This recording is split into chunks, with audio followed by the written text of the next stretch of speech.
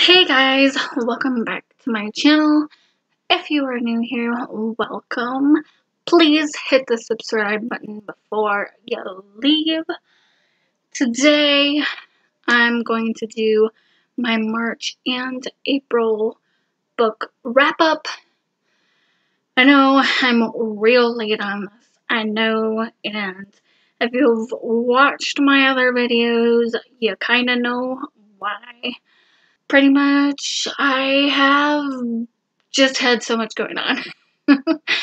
So, it's finally here, and I am going to film May. Still gonna do that. Don't you worry your little head, okay? Or your big head, whatever you rock. I started off, and I buddy read this with Krystal. I started off with The School for Good and Evil, book 2, which is called A World Without Princes. So this is book 2 of the series, and I gotta tell you guys, it wasn't as impressive, it wasn't as good as book 1. Both me and Krystal agreed on that. We struggled, both of us, we struggled in parts of this, and the whole concept of the story, like the whole story plot was great. Like it should have been more. You know what I mean? It needed more.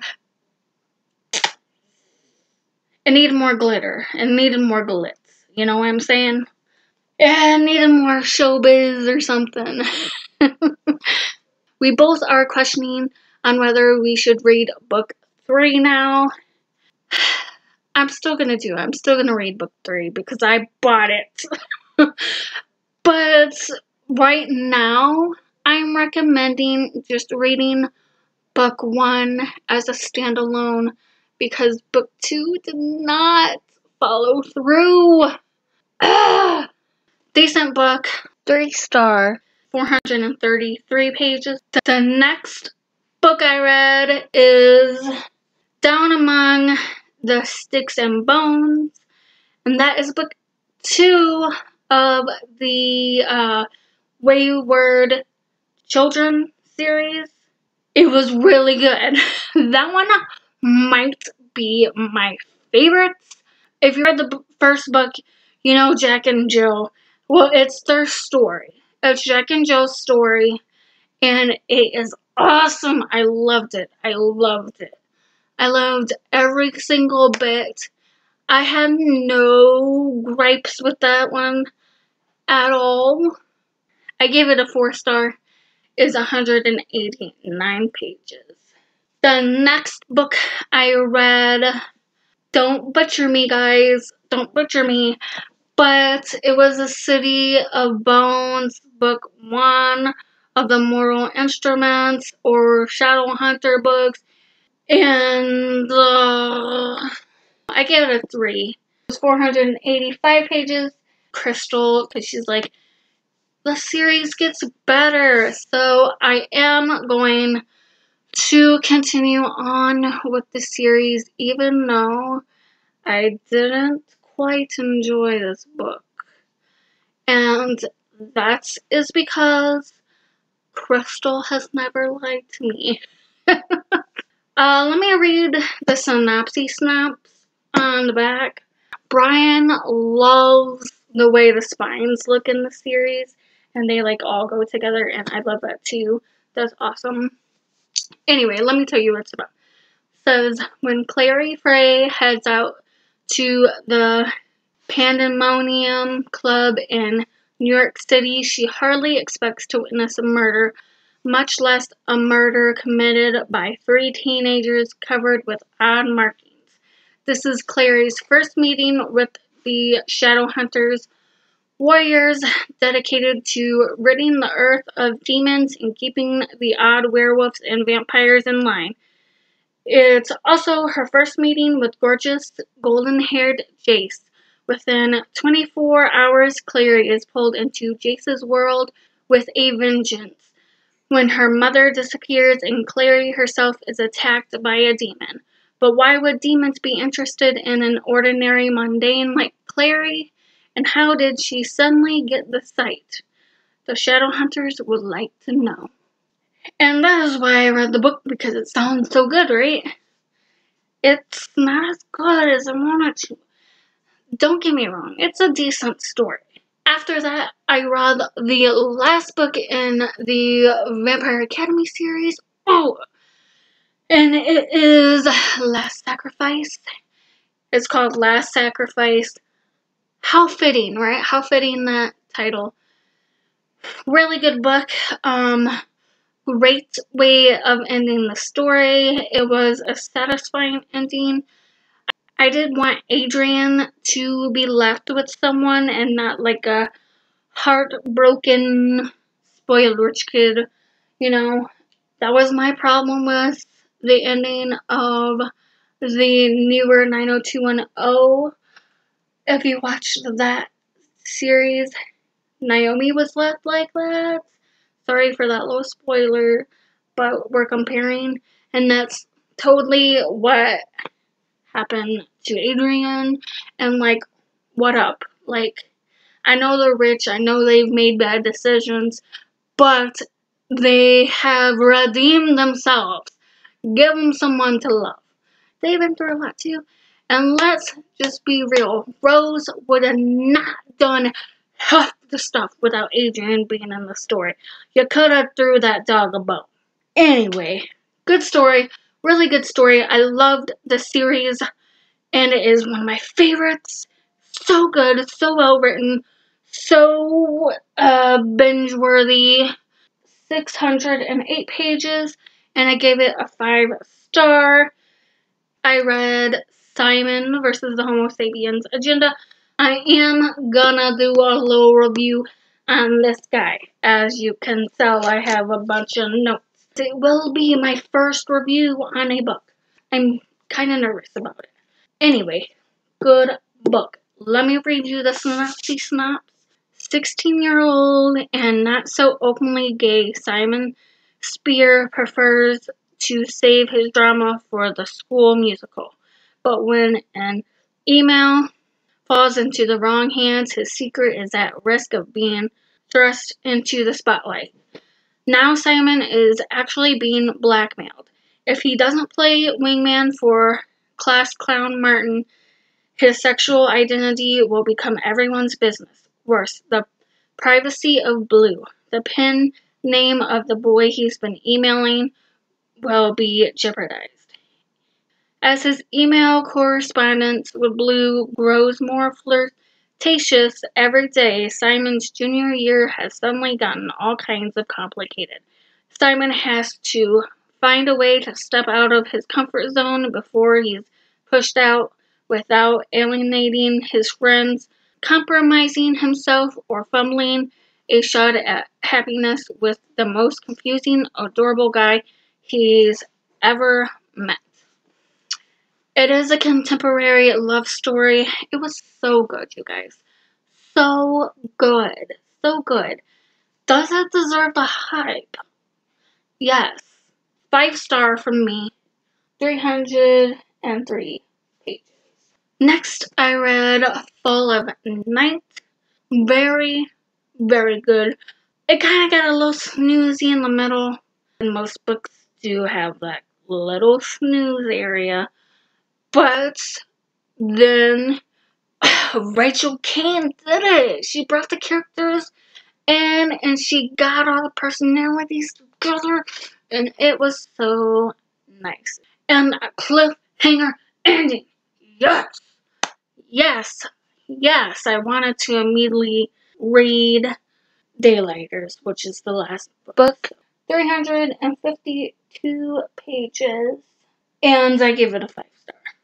And then the 7th and final book of March that I read was Beneath the Sugar Sky, which is book 3 of the Wayward Children series. So I have read all 3 of the books now. And Seanan McGuire is writing more, but I'm caught up. Yeah. Those books are not very long. Was only 174 pages, and I gave it a 4-star. Very good. It brought characters from book 1 through book 3, and I loved it. I love seeing all the characters. That was it for March. Let's move on to April. The first book I read in April was Delators, which is the last book of the Morganville Vampire series. It was 368 pages, and I gave it a 5-star. It was really good. It was way different than I thought it was gonna be, and then Rachel Kane turned it back into the OG Morganville style, and it had all the characters, and all of them got their perfect endings, and it was great, and I loved it. And yes, that's how you write an ending. So yes, love that series. 5-star to the whole series. Then I read American Gods by Neil Gaiman, and that was the book club choice for March. And I read it in April. That was for the Marauders book club. Anyway, I enjoyed American Gods. It was so long. A lot of snoozers in there, but the storyline was great. I liked Shadow very much. Shadow was an awesome main character, and I very much enjoyed him. Maybe there's too many side characters. If you like long books, yes, read that one. It is 635 pages. I gave it a 4-star, and pretty much it is about Shadow gets out of prison, and his wife died, and he's pretty much trying to figure out how to live his life after his wife died, and he meets this guy named Wednesday, and Wednesday claims that he is a god. He goes on a journey with Wednesday. Shadow and Wednesday go on a journey together. Then I read The Great Gatsby, which was Warren's classic book club pick, which he hasn't picked a book in like 2 months. I also have that on my TBR for this year. I really enjoyed it. I enjoyed it more than I thought I was going to. It is written very like old-fashioned because it is a classic, but the storyline was so dramatic. And I love my drama. You know, for a short book, I liked the spice. 180 pages, so under 200 in case you want to read it. And I give it a 4-star. The next book I read was the first book that my book club voted on and read, and it is Tuck Everlasting. It was a reread for me. Good book. 139 pages. I gave it a 5-star. It has been one of my favorite books, and now that I reread it, it is still a really good story.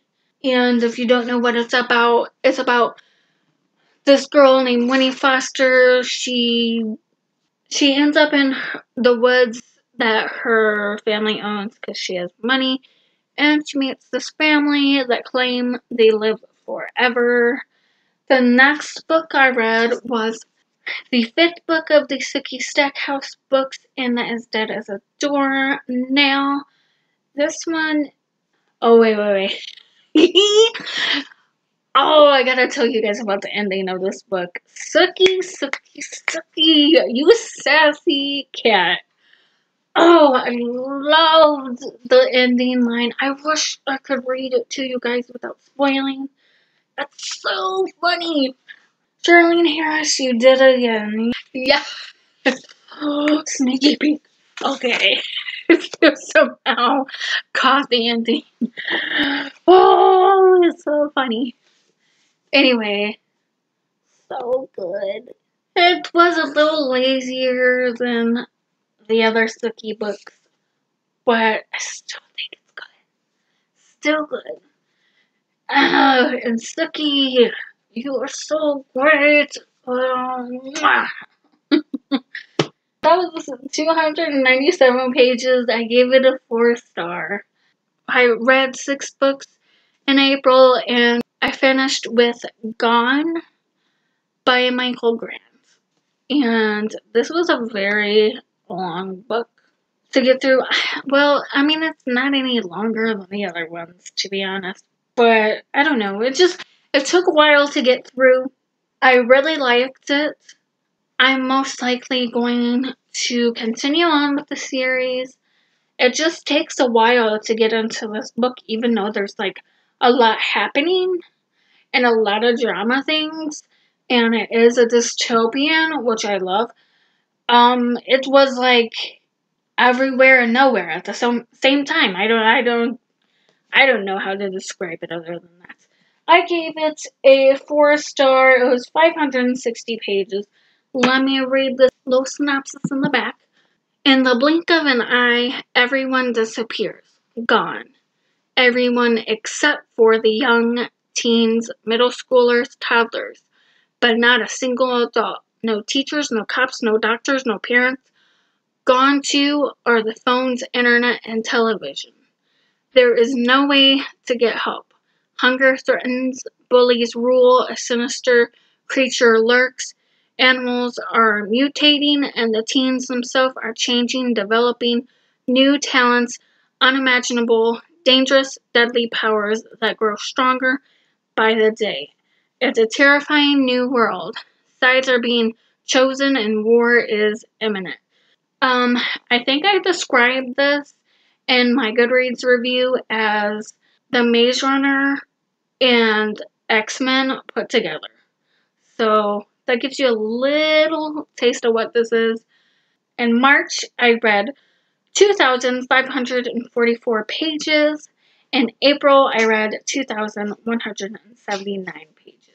That is my March and April wrap-up. I hope that you liked this video. If you did, and you're not already, please subscribe. Leave me some love in the comments. Leave me what you read. Think positive thoughts always. Bye.